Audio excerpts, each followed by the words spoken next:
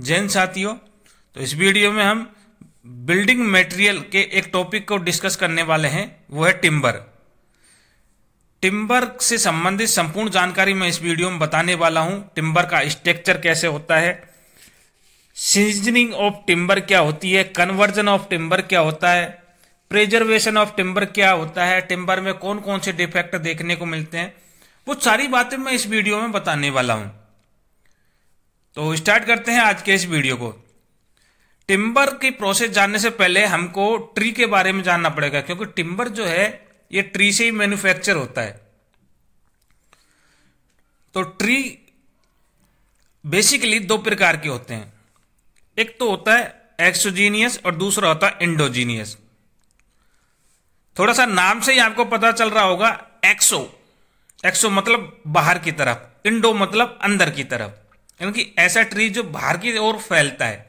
जब भी कोई ट्री ग्रो करता है तो दो प्रकार से उसका डेवलपमेंट होता है, एक तो उसका क्रॉस सेक्शन एरिया बढ़ाए और दूसरा क्रॉस सेक्शन एरिया तो वैसे ही रहे बट लंबाई उसकी इंक्रीज होती चली जाए। जैसे आपने बांस को देखा होगा, बांस का जो मोटाई है वो अधिकतर सेम ही रहती है, लेकिन उसकी लंबाई बढ़ती जाती है, तो वो आ जाता है आपका इंडोजीनियस में। और ऐसा ट्री जिसकी तना मोटाई बढ़ती चली जाए, तने की मोटाई बढ़ती चली जाए, उसको एक्सोजीनियस कहा जाता है।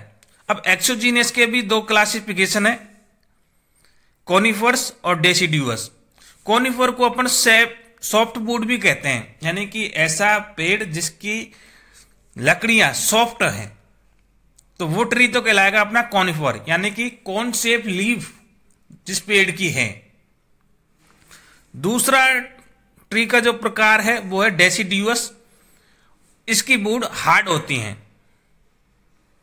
तो दोनों ही बातें आपको ध्यान में रखना है। जनरली क्लासिफिकेशन ऑफ ट्री ये है, और डिटेल में देख लेते हैं हम इसको। एक्सोजीनियस के बारे में कौन कौन सी बातें आपको ध्यान में रखनी है।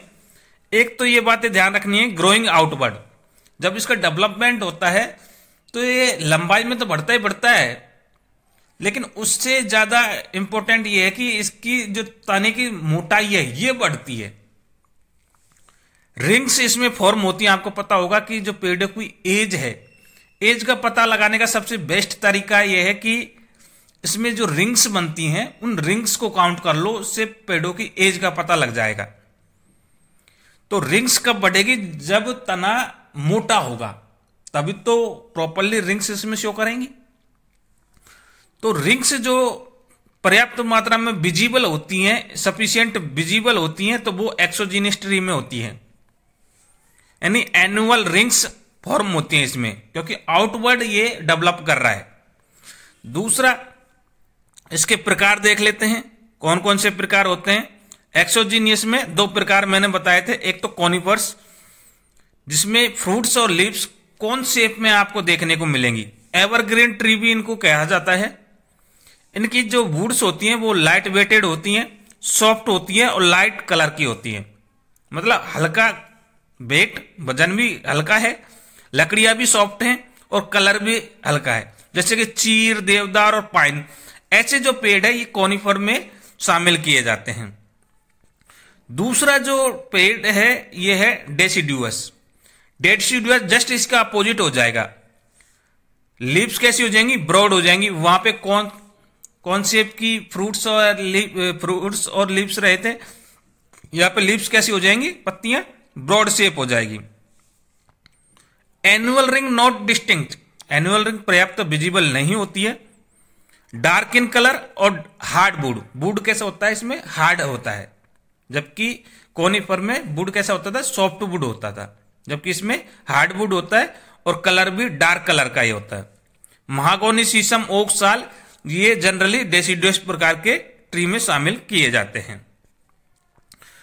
दूसरे प्रकार का जो ट्री हमने बताया था वो है इंडोजीनियस, जो कि इनरली ग्रो करता है, यानी कि लंबाई में बढ़ता चला जाता है। उसका जो तना है वो नहीं बढ़ता है, हल्का फुल्का ही बढ़ता है, लेकिन ज्यादा जो डेवलपमेंट देखने को मिलेगा वो आपको इनवर्ड ही देखने को मिलेगा। लॉन्जिट्यूडनल डायरेक्शन में ही आपको डेवलपमेंट देखने को मिलेगा। जैसे कि जनरली बंबू होता है, बांस सब जानते हैं, पाल्म का पेड़ है, केन है। तो आपने देखा होगा ये लंबे लंबे जो भी पेड़ हैं वो सारे के सारे इंडोजीनियस के अंतर्गत काउंट किए जाते हैं। अब बात करते हैं स्ट्रक्चर ऑफ ट्री, कि जो ट्री होता है उसका स्ट्रक्चर कैसा होता है, कौन कौन से पार्ट उसमें इंक्लूड होते हैं। तो ये डायग्राम मैंने आपको बनाया है, तो यहां से आप देख लीजिए। डायग्राम के अंतर्गत देखिए सबसे सेंट्रल में जो मैंने एक ब्लैक स्पॉट बनाया हुआ है, इस ब्लैक स्पॉट को आप पिथ कह सकते हैं, पिथ या मेडुला कहते हैं। जो सेंट्रल पार्ट है इसको क्या कहते हैं, पिथ। यानी कि ट्री जो तना है, तने का स्टंक है तना, उसका जो सबसे सेंट्रल पार्ट होता है जो कि बहुत ज्यादा डार्क होता है, उसको कहते हैं पिथ या मेडुला। तो क्वेश्चन यदि पूछे कि ट्री के सबसे सेंटर में पार्ट कहलाता है तो वो है पिथ या फिर मेडुला, इसका ही नाम है। इसके चारों ओर आपको तो रिंग जैसी संरचना ऐसे दिखाई दे रही हैं, ठीक है। ये रिंग्स दो पार्टों में हम डिवाइड करते हैं, एक तो इनर वाले रिंग्स जो कि पिथ के आसपास है, और दूसरी आउटर वाली रिंग जो कि थोड़ी सी दूर दूर है। यानी कि जैसे सेंट्रल में जाओगे तो ये रिंग्स क्या है, पास पास रहेंगी, और जैसे सेंट्रल से दूर चले जाओगे, यानी पिथ से जैसे दूर दूर चले जाओगे तो वहां पे रिंग्स थोड़ी सी दूर दूर हो जाएंगी। और यहां इन रिंग्स का कलर भी थोड़ा सा चेंज हो जाता है। सेंट्रल में थोड़ा डार्क कलर होता है, और जबकि जैसे ही ये दूर चली जाती है सेंटर से ये रिंग्स, इनका कलर थोड़ा सा लाइट हो जाता है। जो सेंटर वाली रिंग है इनको कहते हैं हार्टवुड। हार्टवुड मतलब हार्ट के जो पास में, हार्ट मतलब क्या है, सेंटर, सेंटर के जो पास में रिंग्स हैं उनको हार्टवुड के नाम से जानते हैं। डार्क इन कलर होती है, जबकि जो सेंट्रल से जो दूर रिंग्स होती हैं उनको सेपवुड का नाम दिया जाता है, और जो कि लाइट इन कलर होती हैं, कलर में थोड़ी सी हल्की होती हैं। तो दोनों में डिफरेंस समझ में आ गया। तीन पार्ट हम पढ़ चुके हैं, एक तो पिथ के बारे में जो कि सेंट्रल पार्ट होता है, उसके बाद में आपको क्या देखना पड़ेगा, हार्टवुड जो कि डार्क इन कलर होता है, और उसके बाद में आपको क्या देखने को मिलेगा, सेपवुड। सेप में सेप कंसिस्ट रहता है। आपने देखा होगा कि जो ट्री है, पेड़ के जो स्ट्रक्चर है इसमें जो सेप इंक्लूड रहता है वो दो पार्टों में रहता है। तो एक तो सेपवुड वाले पार्ट में होता है, और दूसरा कैम्बियम लेयर में भी सेप इंक्लूड रहता है। तो इन दोनों पार्टों में सेप रहता है, ठीक है। इसके बाद में देखो इन रिंग्स को काटने के लिए कुछ रेज यहाँ पे दिखाई गई है। इस प्रकार से जो रेडियल टाइप में रेज दिखाई गई है ना, इनको कहते हैं मेडुलरी रे। क्या कहते हैं इनको, मेडुलरी रे। ये चीज आपको समझ में आ गया। और एक बड़ा सा जो गैप आपको दिख रहा है, जो लेयर्स के सेपवुड के चारों ओर जो एक रास्ता सा आपको नजर में आ रहा है, इसको कैम्बियम लेयर के नाम से जानते हैं। क्या कहते हैं, कैम्बियम लेयर। और इसके बाहर जो मैंने ये पार्ट दिया हुआ है पतला सा, जिसमें अब मैंने डैश डैश करके लाइन खींची हुई है, तो ये वाला जो पार्ट है इसका अंदर वाला पोर्शन तो कहलाएगा इनर बार्क, और बाहर वाला पोर्शन कहलाएगा आउटर बार्क। यानी कि जो पेड़ में छाल होती है ना, वो छाल को कहते हैं बार्क। तो बार्क का अंदर का हिस्सा इनर बार्क हो जाएगा, और बार्क का बाहर वाला हिस्सा आउटर बार्क हो जाएगा। तो सारे ये कंटेंट समझ में आ गए होंगे। एक बार से फिर से इसको देख लेते हैं कौन कौन से पार्ट हैं। पिथ मेडुला जो कि इनरेस्ट पार्ट है, हार्टवुड जो डार्क इन कलर होता है, और इनएक्टिव पार्ट होता है, इसका कोई रोल नहीं होता, इनएक्टिव है, बस सपोर्ट करने के लिए जरूरी होता है। सेपवुड की बात करें तो लाइट इन कलर होता है और एक्टिव होता है, और इसमें सेप भी इंक्लूड रहता है। कैम्बियम लेयर में भी सेप इंक्लूड रहता है। तो जब भी सेप की बात करें तो कौन कौन से पार्ट में सेप वाटर रहता है, तो सेप वाटर आपको सेपवुड में देखने को मिलेगा, और दूसरा कैम्बियम लेयर में भी आपको सेप देखने को मिलेगा। इसके अलावा मेडुलरी रे जो मैंने बताया थी, रेडियल डायरेक्शन में जो रेज सी आ रही हैं जो कि एनुअल रिंग्स को होल्ड करने का काम करती हैं, उनको ही मेडुलर रे कहा जाता है। चलते हैं आगे। अब बात करते हैं फेलिंग ऑफ ट्री। ट्री को हमें कब काटना चाहिए, बेस्ट सीजन कौन सा रहता है। तो जनरली पेड़ की जो एज होती है ये 50 से 100 साल होती है। जनरली कितनी पेड़ की एज कितनी होती है?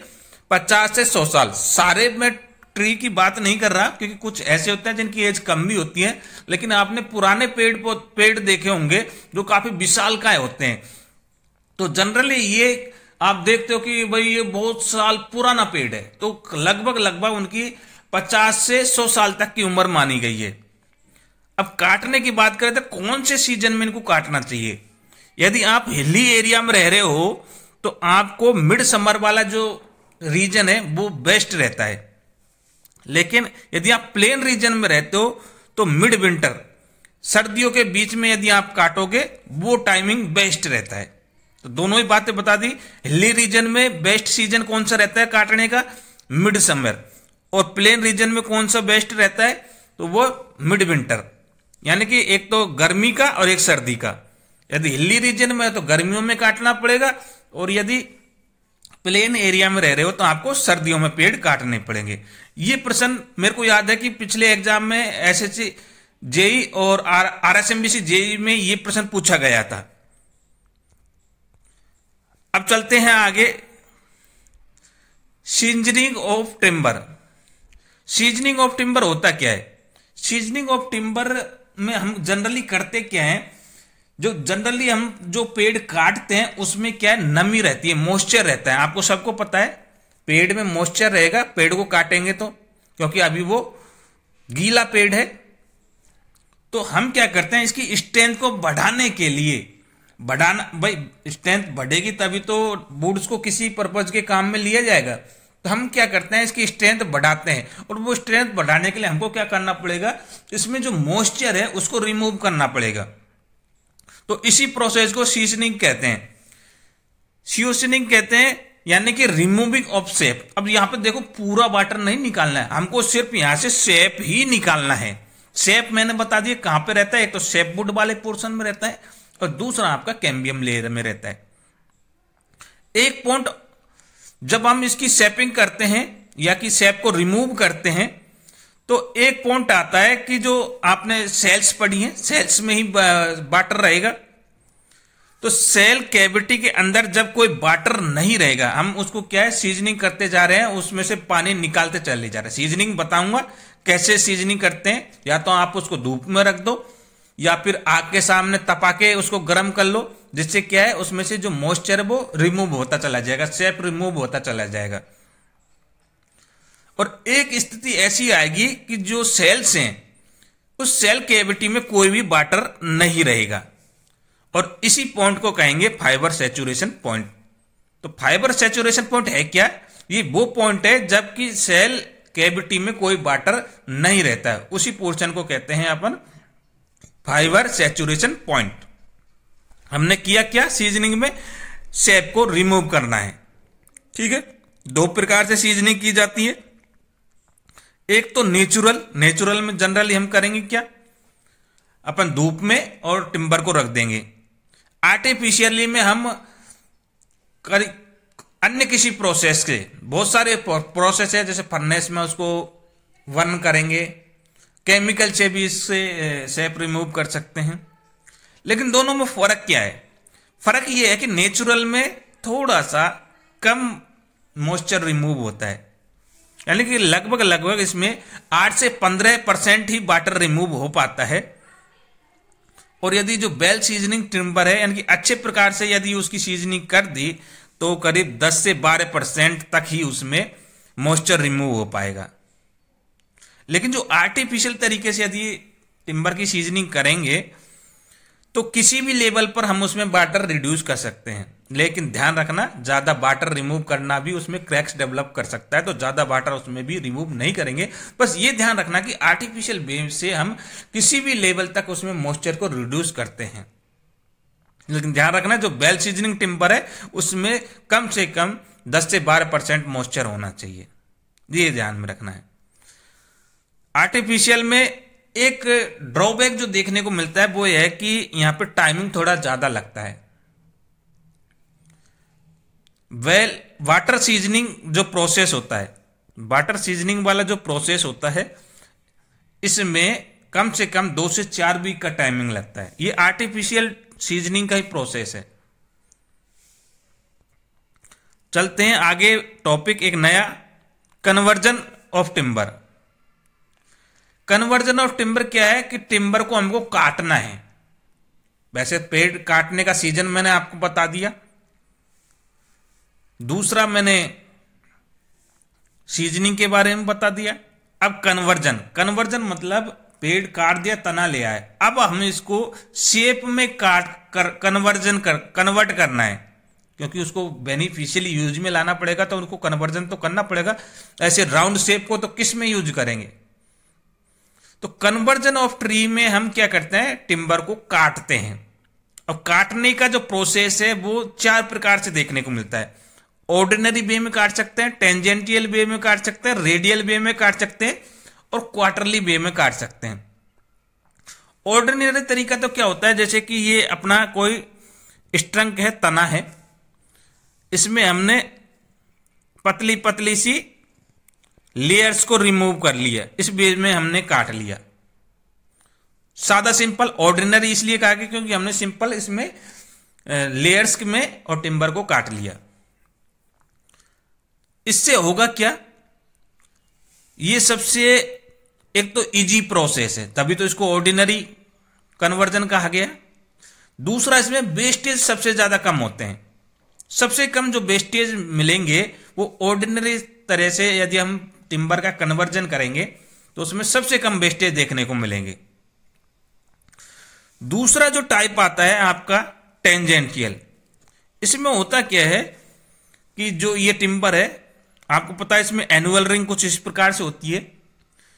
तो इसमें जब हम कन्वर्जन ऑफ टिम्बर करेंगे तो रेडियल के सापेक्ष उसको कट करेंगे, कुछ इस प्रकार से टिम्बर को कट करेंगे। रेडियल के टेंजेंटली हम टिम्बर को कट करेंगे।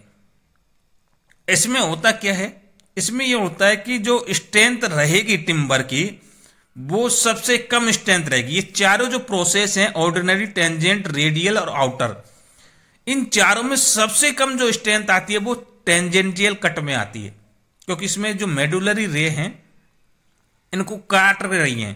तो जब भी ऐसा प्रोसेस जिसमें मेडुलर रे कट जाए तो उसमें टिम्बर सबसे कम स्ट्रेंथ का होता है। तो सबसे कम स्ट्रेंथ किस में आती है, टेंजेंशियल कट में आती है।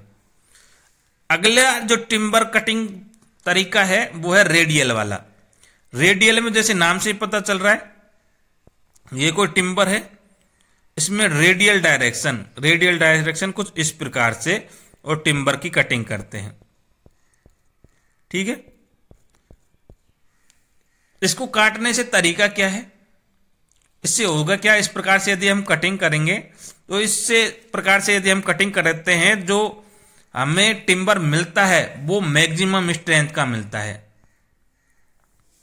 स्ट्रेंथ कैसी रहेगी, मैक्सिमम स्ट्रेंथ रहेगी, और यहां वेस्टेज भी मैक्सिमम देखने को मिलेगा। यानी कि स्ट्रेंथ ज्यादा होगी तो वेस्टेज भी मैक्सिमम देखने को मिलता है। चौथा जो कटिंग का प्रकार आता है वो है क्वार्टर में अपन करते क्या है, इसको टिम्बर को 4 पार्टों में डिवाइड कर लेते हैं और क्वार्टरली फिर इसको कट करते हैं, अलग अलग पोर्शन को कट करके और फिर टिम्बर को कट कर लेते हैं। तो ये 4 प्रकार आपको देखने को मिलेंगे। सबसे मैक्सिमम स्ट्रेंथ कौन से कटिंग में आती है, तो जिसमें मेडुलरी रे के अकॉर्डिंग यदि हम काटें तो उसमें स्ट्रेंथ सबसे ज्यादा देखने को मिलेगी। जैसे कि आपने टिम्बर का स्ट्रक्चर पढ़ा जिसमें सेंट्रल में पिथ, उसके बाद में हार्डवुड और सैपवुड, और मेडुलरी रे कुछ इस प्रकार से आ रही हैं। तो अभी जो मैंने कन्वर्जन ऑफ टिम्बर बताया तो रेडियल डायरेक्शन में मैंने किस में बताया था, ये रेडियल डायरेक्शन में ही मेडुलरी रे है, और इन्हीं के अलोंग यदि हम कटिंग करेंगे तो हमें टिम्बर मैक्सिमम स्ट्रेंथ में देखने को मिलेगा। तो यानी रेडियल कटिंग यदि हम करते हैं तो हमें टिम्बर की स्ट्रेंथ मैक्सिमम देखने को मिलेगी, और सबसे कम स्ट्रेंथ किस में देखने को मिलती है, टेंजेंटियल में देखने को मिलती है। समझ में आ गया। स्ट्रेंथ के बारे में बात करें तो रेडियल वाले ही जो स्ट्रेंथ है वो सबसे ज्यादा रहती है, उसके बाद में क्वार्टर वाली स्ट्रेंथ, फिर ऑर्डिनरी वाली स्ट्रेंथ, और जो सबसे कम स्ट्रेंथ देखने को मिलती है वो टेंजेंटियल कटिंग में देखने को मिलती है। तो ये भी प्रश्न एक बार पूछा जा चुका है, तो ये भी आपको ध्यान में रखना है। चलते हैं आगे, प्रिजर्वेशन ऑफ टिम्बर। टिम्बर में को हम सुरक्षित कैसे रख सकते हैं, क्योंकि टिम्बर में आपको पता है कि यदि ज्यादा दिन तक वो रखा गया है तो उसमें मॉइस्चर के कारण से कई प्रकार के डिफेक्ट भी देखने को मिलते हैं। डिफेक्ट के बारे में अभी बात करेंगे। तो हमको टिम्बर को प्रिजर्वेशन करना जरूरी है। तो प्रिजर्वेशन के कई तरीके हैं, एक एक तरीके को हम देख लेते हैं। सबसे जो मोस्ट इंपोर्टेंट तरीका है वो है ASCU ट्रीटमेंट। ASCU ट्रीटमेंट है क्या? इसमें हम क्या करते हैं, AS और CUA दो केमिकल यूज करते हैं। किस लिए कर रहे हैं? इस टिम्बर को व्हाइट एंट जानते हो, दीमक से बचाने के लिए ASCU ट्रीटमेंट किया जाता है। वही ट्रीटमेंट चाहे मॉइस्चर हो चाहे टर्माइट हो, टर्माइट दीमक को कहते हैं। तो इनसे हमें टिम्बर को बचाना है, नहीं तो ये टर्माइट क्या करती है, लकड़ी को खा कर उसको खोखला कर देंगे। तो एंटी टर्माइट जो ट्रीटमेंट है वो ASCU ट्रीटमेंट है, नाम से पता चल रहा है। तो इसमें दो केमिकल है, वैसे तो 3 केमिकल हैं, लेकिन 2 केमिकल का नाम तो हमें इसी से पता चल रहा है। AS मतलब आर्सेनिक पेंटाऑक्साइड और दूसरा है CU मतलब कॉपर सल्फेट। और तीसरा जो कंपोनेंट रहेगा वो रहेगा पोटेशियम डाइक्रोमेट या फिर सोडियम डाइक्रोमेट, दोनों में से कोई एक केमिकल यूज कर लेंगे। तो ASCU ट्रीटमेंट है, उसमें जो केमिकल यूज किए जाते हैं एक तो आर्सेनिक पेंटाऑक्साइड, दूसरा कॉपर सल्फेट और तीसरा पोटेशियम डाइक्रोमेट या फिर सोडियम डाइक्रोमेट। बनाते कैसे हैं? 1 पार्ट तो आर्सेनिक पेंटाऑक्साइड का लेंगे, 3 पार्ट कॉपर सल्फेट का लेंगे और 4 पार्ट पोटेशियम डाइक्रोमेट या फिर सोडियम डाइक्रोमेट का लेंगे। इन सबको मिला करके एक घोल तैयार कर लेंगे और 100 ml पानी में 6 ml का अपन इस केमिकल को मिलाएंगे। जो भी ये मिक्सचर जो मैंने बनाया था अभी, ये 1 part arsenic pentoxide, 3 part copper sulphate और 4 पार्ट पोटेशियम डाइक्रोमेट, इनका जो घोल बनाया था इसमें 6 पार्ट तो अपन इस केमिकल का यूज करेंगे और ये 10 ml पानी में या 10 भाग पानी में 6 भाग अपन को ये केमिकल ASCU केमिकल मिलाना है। किस लिए यूज कर रहे हैं? टर्माइट से बचाने के लिए, दीमक से बचाने के लिए, ठीक है। या व्हाइट एंट भी जिसको कहते हैं, दीमक कह दो, टर्माइट कह दो, व्हाइट एंट कह दो, ये सारे के सारे एक ही। दूसरा जो प्रिजर्वेशन किया जाता है वो कोला तार से। आप जनरली देखते हैं कि लकड़ी के ऊपर अपन कोला तार का लेप कर देते हैं। कोला तार से लेपिंग की जो प्रक्रिया कहलाती है टेरिंग कहलाती है। तो ये भी एग्जाम में पूछा गया है। तो टेरिंग किसे कहते हैं? कोला तार से यदि हम टिम्बर का प्रिजर्वेशन कर रहे हैं तो उस प्रक्रिया को टेरिंग कहते हैं। एक ऑयल आता है क्रियोसेट ऑयल, ये भी एग्जाम में पूछा जाता है। और क्रियोसेट ऑयल से टिम्बर का प्रिजर्वेशन का जो तरीका है या मेथड है, इसको बेल्स मेथड भी कहा जाता है, बेथेल्स मेथड भी कहा जाता है, बेथेल्स मेथड, ठीक है। ये क्रियोसेट ऑयल बनाया कैसे जाता है? तो तार का यदि हम डिस्टिलेशन करेंगे तो हमें क्रियोसेट ऑयल मिलता है और इसी क्रियोसेट ऑयल का उपयोग हम प्रिजर्वेशन ऑफ टिम्बर के लिए करते हैं। और क्रियोसेट ऑयल से टिम्बर का प्रिजर्वेशन करने की प्रोसेस को बेथेल्स मेथड कहते हैं। तो ये एग्जाम में पूछा गया है, मोस्ट इंपॉर्टेंट है, लगा लीजिए इसको। तो बेथेल्स मेथड है क्या? तो ये प्रिजर्वेशन ऑफ टिम्बर की टेक्निक है जिसमें हम क्रियोसेट ऑयल को यूज करते हैं। अगला जो पॉइंट है यह सोलिग्नम पॉइंट, सोलिग्नम पेंट। सोलिग्नम पेंट ये भी अपन एंटी टर्माइट या व्हाइट एंट के लिए यूज करते हैं ताकि टिम्बर में कोई भी दीमक वगैरह नहीं लगे। ये सोलिग्नम पेंट जो है ये हाईली टॉक्सिक होता है, खतरनाक हो सकता है, तो इसलिए हम इसको कम यूज कर सकते हैं। तो जहरीला होता है, और वो जहरीला लेप यदि हम किसी टिम्बर के ऊपर कर देंगे तो बाइट एंट वहां पे रजिस्ट नहीं, बाइट एंट आएगी नहीं, दीमक उसमें चिपकेगी नहीं, क्योंकि टॉक्सिक होने के कारण से वो मर जाएगी। तो हाईली टॉक्सिक है तो आदमियों के लिए भी खतरनाक होता है, तो इस प्रोसेस को हम थोड़ा कम यूज करते हैं। अगला जो प्रोसेस है सर एबेल प्रोसेस, ये भी एग्जाम में काफी पूछा गया है।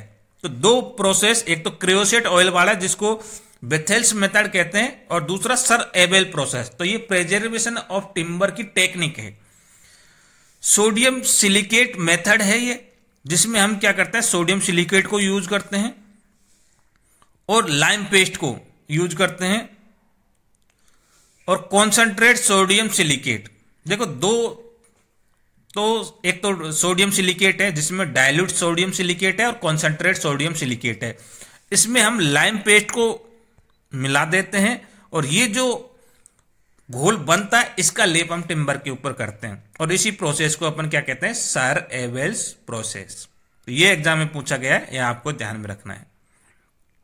अब इस पर अप्लाई करने का तरीका किस किस तरीके से हम अप्लाई कर सकते हैं, तो सबसे जो बेस्ट तरीका है वो है ब्रूसिंग। ब्रूसिंग में क्या है, अपन ब्रूस करके और टिम्बर पर लेप करते हैं, यानी कि सिंपलेस्ट वे है ये। दूसरा है चेयरिंग। चेयरिंग में क्या करते हैं, पहले तो उसको गीला करते हैं, वेट करते हैं, फिर क्या है उसको वर्न करते हैं, यानी कि पहले तो उसको गीला किया। गीला कैसे करेंगे, पानी में डुबो करके गीला हो जाएगा, उसके बाद उसको सुखाएंगे, और सुखाएंगे कैसे, बर्निंग करके। तो एक तरह से गीला करना सुखाना, गीला करना सुखाना, ये प्रोसेस चेयरिंग कहलाती है। इससे होता क्या है, इससे ये होता है कि surface not affected by moisture. Surface है वो मॉइस्चर से अफेक्ट नहीं होगा, व्हाइट आयरन से भी अफेक्ट नहीं होगा, और जो फंजी इसमें लग जाती है उससे भी इफेक्ट नहीं होगा। ये जो तरीके हैं ना चेयरिंग वाला, ये जनरली नॉर्मल तरीका है, कोई भी केमिकल यूज नहीं किया। इससे पहले जो मैंने तरीके बताए इसमें केमिकलों का यूज करते हुए हम प्रिजर्वेशन ऑफ टिम्बर कर रहे थे, लेकिन ये जो मेथड मैं बता रहा हूं इसमें हम केमिकल का यूज नहीं करेंगे, एक नेचुरल वे में टिम्बर का प्रिजर्वेशन करेंगे। अगला जो तरीका है यह डिपिंग। डिपिंग ऊपर के दोनों में से, यानी कि ब्रूसिंग और स्प्रेइंग, दोनों तरीकों में जो सबसे बेस्ट तरीका मिलता है वो है डिपिंग। ये बस इतनी सी बात आपको डिपिंग से रिलेटेड ध्यान में रखनी है। इसमें क्या है, टिम्बर को अपन जनरली वाटर के अंदर डिप कर देते हैं। अगला जो तरीका है वो है ओपन टेंट ट्रीटमेंट। ये हॉट और कोल्ड मेथड दोनों वाटर इसमें यूज कर सकते हैं, जो कि डिपिंग से भी बेटर तरीका है। यानी कि जो बेज में बता रहा हूं, पहले मैंने बताया था ब्रूसिंग, उससे बेटर है स्प्रिंग, स्प्रिंग से बेटर है डिपिंग, और डिपिंग से बेटर है आपका open tent treatment. Open tent treatment में हम दो प्रकार के वाटर यूज कर सकते हैं, हॉट और कोल्ड वाटर, जो कि सबसे बेस्ट तरीका है। बट सबसे जो मोस्ट इफेक्टिव तरीका है ना, वो है इंजेक्टिंग अंडर प्रेशर। प्रेशर के अंतर्गत हम उस पर वाटर अप्लाई करेंगे, और इसमें क्रियोसेट ऑयल यूज किया जाता है। क्रियोसेट ऑयल के बारे में मैं पहले बता चुका हूं, और मोस्ट इफेक्टिव तरीका यह है जिसमें हम क्रियोसेट ऑयल को अंडर प्रेशर वुड टिम्बर में इंजेक्ट कराते हैं। ठीक है, चलते हैं आगे। डिफेक्ट। अब बात करते हैं डिफेक्ट कौन कौन से टिम्बर में देखने को मिलते हैं। तो जनरली अनेक प्रकार से डिफेक्ट होते हैं, जिसमें सबसे पहले हम बात करते हैं कन्वर्जन के कारण। कन्वर्जन मैंने बता दिया, पे जो ट्रंक है, वुड है, उसको शेप में काटना कन्वर्जन कहलाता है। तो इस कन्वर्जन की तरह से हमें क्या डिफेक्ट देखने को मिलते हैं। जनरली जब हम काटेंगे तो हो सकता है किसी कुल्हाड़े की चोट लग जाए, बेंड कर जाए, प्रॉपरली कटे नहीं। तो इस प्रकार के जो डिफेक्ट देखने को मिलेंगे, जैसे कि चिप मार्क, जो भी चिप अपना जो इंस्ट्रूमेंट है उससे मार्क बन जाए, torn grain, diagonal grain, when. तो ये जो तरीके हैं ये किसके कारण से आ रहे हैं, कन्वर्जन ऑफ ट्री के कारण से आ रहे हैं। कन्वर्जन ऑफ टिम्बर के कारण से आ रहे हैं। तो ये 4 तरीके आपको ध्यान में रखने, chip mark, torn grain, diagonal grain और वाने। ठीक है, अब बात करते हैं फंजी। फंजी के कारण से किस प्रकार के डिफेक्ट टिम्बर में देखने को मिलते हैं। फंजी बेसिकली कवक होती है, और कवक क्या करेंगे, ये मॉइस्चर जब टिम्बर में होता है तब जाकर के टिम्बर फंजी का अटैक कर जाता है। तो अलग अलग प्रकार से अटैक देखने को मिलते हैं, जैसे कि होगा कब, जब मॉइस्चर 20% से ज्यादा हो जाए और एयर उसमें प्रेजेंट रहे, तो तब वहां पे फंजी का अटैक देखने को मिलता है। किस किस प्रकार से अटैक देखने को मिलेगा, तो पहला जो डिफेक्ट है ये है ब्लू स्टेन। ब्लू स्टेन में होता क्या है, जैसे नाम से पता चल रहा है ब्लू स्टेन, स्टेन मतलब धब्बा, ब्लू प्रकार का धब्बा हो जाता है।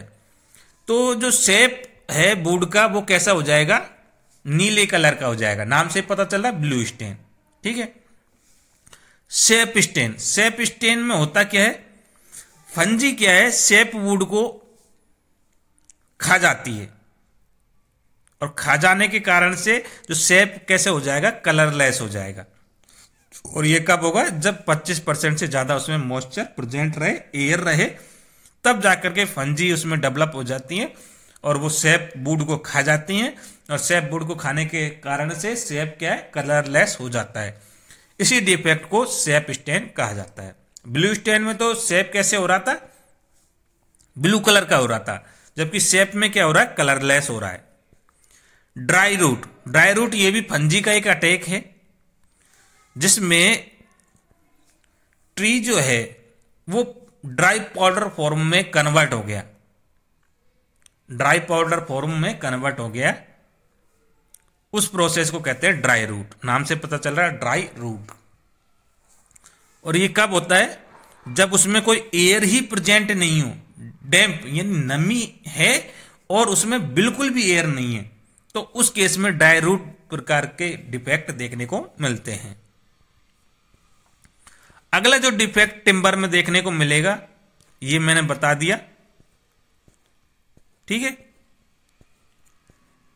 अगला जो है बेट रूट। बेट रूट में होता क्या है, केमिकल डिकम्पोजिशन होता है टिम्बर का, जिससे क्या है, जो वुड्स है उसका कलर चेंज हो जाता है और वो ग्रेइश ब्राउन कलर का हो जाता है। केमिकल डिकम्पोजिशन होने के कारण से जो वुड है उसका कलर कैसा हो जाता है, ग्रेइश ब्राउन कलर का हो जाता है इस बेट रूट में। ड्राई रूट में तो पाउडर फॉर्म हो जाएगा। और ये किसके कारण से होता है, बेट रूट अल्टरनेट बेटिंग ड्राइंग के कारण से होता है। यदि बार बार वो गीला हो रहा है, सूख रहा है, गीला हो रहा है, सूख रहा है, तो इसके कारण से बेट रूट वाला जो डिफेक्ट टिम्बर में देखने को मिलता है। होता क्या है, इसमें टिम्बर का जो कलर है, टिम्बर ग्रेइश ब्राउन कलर का हो जाता है। अगला जो डिफेक्ट टिम्बर में देखने को मिलता है वो है heart rot. Heart rot defect होता कब है, जब हर्ट रूट एटमॉस्फेयर के कनेक्ट में आ जाता है, तो तब ये डिफेक्ट देखने को मिलता है। और इसमें टिम्बर थोड़ा होलो साउंड देता है। टिम्बर जब होलो साउंड देने लग जाएगा, होता क्या है, जैसे कि टिम्बर में आपको देखा है कि वो हवा जब टकराती है तो उसमें क्या है, जगह जगह क्रैक्स आ जाते हैं टिम्बर में। और टिम्बर में क्रैक्स कब आएंगे, जब क्या है, अंदर का जो पार्ट है वो एटमॉस्फेयर के कांटेक्ट में आ जाए। अंदर का पार्ट आपको मैंने बता दिया कौन सा, हर्टवुड है। हर्टवुड जब एटमॉस्फेयर के कांटेक्ट में आ जाएगा तो उसमें जो शेप्स रहते हैं, जो शेप वुड में कैम्बियम लेयर में शेप है, वो मॉइस्चर उड़ जाएंगे, खत्म हो जाएंगे, तो क्या उसमें क्रैक्स आ जाएंगे, उसी को हम हर्ट रूट कहते हैं। बाइट रूट अगला डिफेक्टेड, इसमें होता क्या है, ये फंजी का अटैक है। और फंजी किस पे अटैक करती है, लिग्निन पे अटैक करती है। और लिग्निन पे जब फंजी का अटैक होता है तो उसके कारण से जो डिफेक्ट देखने को मिलता है वो है बाइट रूट, यानी कि वाइट कलर का टिम्बर हो जाता है, वो अपना कलर छोड़ देता है। अगला जो डिफेक्ट है वो है ब्राउन रूट। ब्राउन रूट किसके कारण से होता है? तो ये भी फंजी के कारण से होता है। और फंजी यहां से सेल्यूलोज कंपाउंड को रिमूव कर देती है, यानी फंजी के द्वारा यदि लिग्निन पर अटैक किया जाता है तो उसके कारण से व्हाइट रूट होता है, और यदि ये फंजी सेल्यूलोज कंपाउंड पर अटैक करती है तो ब्राउन रूट देखने को मिलता है। तो दोनों रूट्स आपको, दोनों डिफेक्ट आपको ध्यान में रखना है। कंपेरिजन करके पढ़ोगे तो और ज्यादा बेटर रहेगा। तो व्हाइट रूट और ब्राउन रूट दोनों समझ में आया। फंजी यदि लिग्निन पर अटैक करेगी तो व्हाइट रूट यानी कि व्हाइट अपीयरेंस देखने को मिलेगा, और यदि फंजी सेल्यूलोज कंपाउंड पर अटैक करेगी तो ब्राउन रूट देखने को मिलेगा। ये कॉमनली डिफेक्ट थे। और भी डिफेक्ट है जो कि जब पेड़ ग्रो होता है तब जाके देखने को मिलता है। किनोट, किनोट के बारे में एग्जाम में काफी बार पूछा गया है।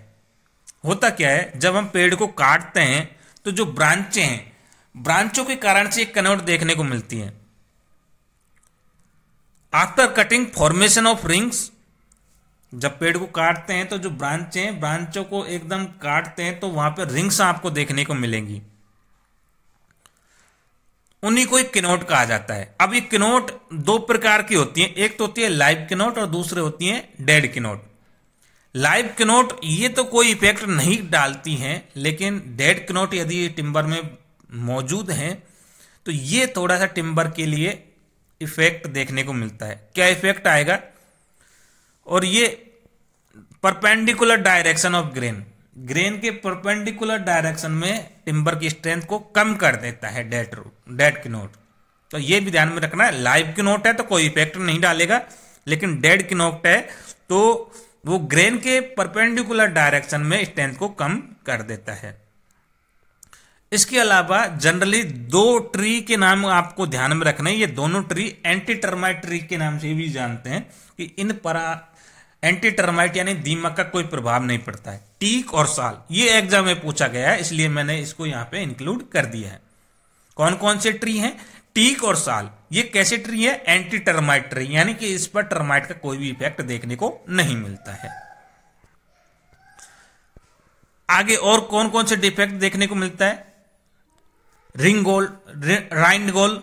राइंडगोल ये भी जो ग्रोथ होती है ट्री की, इसके कारण से बनता है। जैसे कि एबनॉर्मल ग्रोथ यदि ट्री की हो जाती है तो उसके कारण से राइंडगोल देखने को मिलता है। फॉक्सीनेस, फॉक्सीनेस होता क्या है? इसमें वुड येलो कलर में चेंज हो जाता है, उसको फॉक्सीनेस कहा जाता है।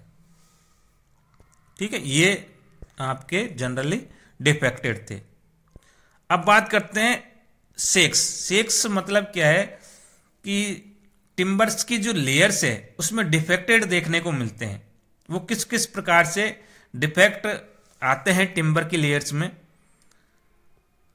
तो एनुअल रिंग्स का मैंने आपको बता दिया, जिनसे ट्री की एज का पता लगाया जाता है। तो इन रिंग्स में भी डिफेक्ट देखने को मिलते हैं, उनको हम सेक्स कहते हैं। अलग अलग प्रकार के सेक्स होते हैं, जैसे कि कप सेक हुआ, रिंग सेक हुआ, हीट सेक्स हुआ। तो कप सेक होता क्या है? कप सेक रिंग के पैरेलल में कप टाइप के शेप्स जब बन जाते हैं तो उसको कप सेक कहते हैं। और ये बनते किसके कारण से? जब ट्री की नॉन यूनिफॉर्म ग्रोथ होती है तो उसके कारण से कप सेक का निर्माण होता है।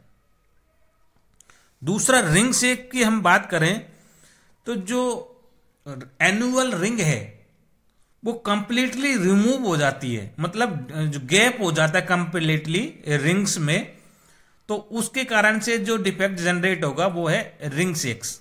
यानी कि पूरी सर्कमफेरेंस पर, पूरी परिधि पर रिंग्स फॉर्म हो जाती है, वो गैप हो जाता है, उसको रिंग सेक कहा जाता है। हर्ट सेक की बात करें तो हर्ट सेक किसके कारण से होता है? मैंने बता दिया, एक मेडुलरी रे आपने देखी होगी जो स्टार शेप में होती है। हर्ट सेक किसके कारण से होती है? यदि कोई पेड़ परिपक्व हो चुका है और परिपक्व के बाद में उसको काटा नहीं गया और बाद में उसकी एज जैसे जैसे बढ़ती चली जाती है तो वहां पर हर्ट सेक बनना स्टार्ट हो जाती है। ये हीट सेक नहीं है, हार्ट सेक है, इसको करेक्ट कर लेना। ये क्या है? Heart shake. हार्ट शेक किसके कारण से बनती है? यानी कि जब कोई ट्री ओवर मैच्योर हो जाता है। ओवर मैच्योर का मतलब जैसे आदमी की जो स्ट्रेंथ सबसे ज्यादा कब रहती है? जब वो जवानी में हो, पूरा मैच्योर हो, और जैसे जैसे वो जवानी से आगे कदम रखता है तो उसकी स्ट्रेंथ भी कम हो चली जाती है। तो इसी प्रकार से पेड़ों की है। पेड़ों की जो सबसे मैक्सिमम स्ट्रेंथ होती है वो मैच्योर कंडीशन में होती है। अब यदि उसको मैच्योर कंडीशन के बाद में जब उसकी स्ट्रेंथ कम होती चली जाती है तो उसमें हार्ट शेक्स फॉर्म होने लग जाते हैं। ठीक है, ओवर मैच्योरिंग के कारण से हार्ट शेक्स डेवलप होते हैं। अगले जो शेक्स हैं वो है स्टार शेक। स्टार शेक में होता क्या है? जो बार्क देखा है ना, ये बार्क में क्रैक्स देखने को मिल जाती है। बार्क से और सेप तक क्या क्रैक्स देखने को मिलती है, उसको हम स्टार शेक कहा जाता है। तो दोनों बातें आपको समझ में आ गई। हार्ट शेक्स और स्टार शेक में थोड़ा सा डिफरेंस है। हार्ट शेक में तो क्या था, हार्ट वाला जो पोर्शन है, हार्ट शेक मैंने बताया था, जो कि पित्त के बाद में जो रिंग्स है, रिंग्स में यदि क्रैक्स देखने को मिलता है तो वो हार्ट शेक फॉर्म करती हैं। जबकि स्टार शेक में बार्क और सेप के बीच में यदि गैप आ जाता है, दरारें आ जाती है, तो उसको हम स्टार शेक कहते हैं। आगे कुछ टिम्बर के बारे में बताएंगे कि टिम्बर कौन कौन से टिम्बर का किस किस फील्ड में यूज होता है। तो जनरली एक बीनियर शब्द देखने को मिलता है। बीनियर की जो थिकनेस है ये 0.4 से लेकर के 6 mm तक इसकी थिकनेस होती है। ये एग्जाम में पूछा गया था, इसलिए मैंने इसको यहां पे इंक्लूड कर लिया है। आगे बात करते हैं ट्री और इनका यूजेज क्या है। जब भी आपको स्पोर्ट्स के सामान बनाने हैं तो मेडुलरी टाइप का जो ट्री है उसकी लकड़ियां ज्यादा बेस्ट रहती है। स्पोर्ट वुड के लिए जो स्पोर्ट्स के सामान बनाने जैसे कि बैट हुआ, हॉकी हुआ, तो उसके लिए कौन से पेड़ बेस्ट रहता है? तो वो मलबेरी पेड़ बेस्ट रहता है। बबूल का पेड़ ये किसके लिए? अपन जो गाड़ी बनाते हैं, बैलगाड़ी वगैरह, इसके लिए, और एग्रीकल्चर के जो भी इंस्ट्रूमेंट है, हल वगैरह जो अपन बनाते हैं, तो इनके लिए बबूल का पेड़ ज्यादा बेस्ट रहता है क्योंकि हार्ड रहता है बबूल का पेड़। तो बैलगाड़ी के जो इंस्ट्रूमेंट बनाएंगे या फिर एग्रीकल्चर के कोई भी इंस्ट्रूमेंट है, जैसे कि आपने फावड़े का हत्था देखा है, तो अधिकतर आपने गांवों में देखा होगा बबूल के पेड़ों को काटा और उसका हत्था बना के काम में ले लिया। तो एग्रीकल्चर के जो भी इंस्ट्रूमेंट बनेंगे वो बबूल से देखने को मिलते हैं। रेलवे स्लीपर जो बनाए जाते हैं ये देवदार पेड़ के बनाए जाते हैं। देवदार के कौन से पेड़ क्या बनाया जाता है? Railway sleepers. बिल्डिंग कंस्ट्रक्शन और बोट यानी नाव निर्माण के लिए हम बेंटीक का उपयोग करते हैं। जनरली एग्जाम में देखने को मिला है ये बोट कंस्ट्रक्शन किससे करते हैं? तो बेंटीक पेड़ से करते हैं। एक पेड़ होता है जैक वाला जो पेड़ है, इससे हम म्यूजिकल इंस्ट्रूमेंट बनाते हैं, जैसे कि बीड़ा हुआ, अपने ढोलक का जो भारी शेप देखे होंगे लकड़ी का होता है। जो भी लकड़ी के पोर्शन है म्यूजिकल इंस्ट्रूमेंट में वो सारे के सारे जैक से बनाए जाते हैं। जैक मतलब एक पेड़ का एक प्रकार है। मैंगो ट्री का जनरली हम पैकिंग इंस्ट्रूमेंट बनाने के लिए काम में लेते हैं, और महागोनी का हम जनरली ऑर्नामेंटल वर्क के लिए काम में लेते हैं। तो ये सारे जो पेड़ हैं इनके प्रकार मैंने आपको बता दिए हैं। अब आगे कुछ थोड़ी सी इंपॉर्टेंट जानकारी और है कि जो पेड़ होता है इसकी मॉडुलस ऑफ इलास्टिसिटी कितना होता है। तो जनरली इसका 0.5 इंटू 10⁴ इसका मॉडुलस ऑफ इलास्टिसिटी होता है। हीट जनरली जो हीट के कारण से जो एक्सपेंशन होता है ये 1.8 इंटू ट्रांसवर्स डायरेक्शन में ये इनका जनरली देखने को मिलता है। साउंडनेस यानी कि इसमें जो फुलाव होता है वो कितना लॉन्जिट्यूडनल डायरेक्शन में कितना देखने को मिलता है? तो वो है 2 से 17 गुना ट्रांसवर्स डायरेक्शन का। हीट के कारण से कितना एक्सपेंशन देखने को मिलता है? तो ट्रांसवर्स डायरेक्शन का 1.8 गुना देखने को मिलता है। जबकि साउंडनेस जो मिलती है यानी कि फुलाव उसमें जो देखने को मिलता है वो 2 से 17 गुना ट्रांसवर्स डायरेक्शन का देखने को मिलता है। और एक टर्म और आपको ध्यान में रखना है, ये भी एग्जाम में पूछा गया था। क्लीवेबिलिटी होता क्या है? क्लीवेबिलिटी होता क्या है? ये है स्प्लिटिंग टेंसाइल स्ट्रेंथ। टिम्बर में जो स्प्लिटिंग टेंसाइल स्ट्रेंथ है उसको क्लीवेबिलिटी का नाम दिया गया है। तो ये थी टिम्बर से संबंधित संपूर्ण जानकारी जो मैं इस वीडियो में कवर करी है। इस टॉपिक से रिलेटेड इस वीडियो में जो भी मैंने कंटेंट बताया, इससे बाहर कोई भी प्रश्न नहीं देखने को मिलेगा। उम्मीद करता हूं कि ये वीडियो आपको पसंद आया होगा। मिलते हैं एक नेक्स्ट वीडियो में एक नए टॉपिक के साथ। तब तक के लिए जय भारत, जय हिंद।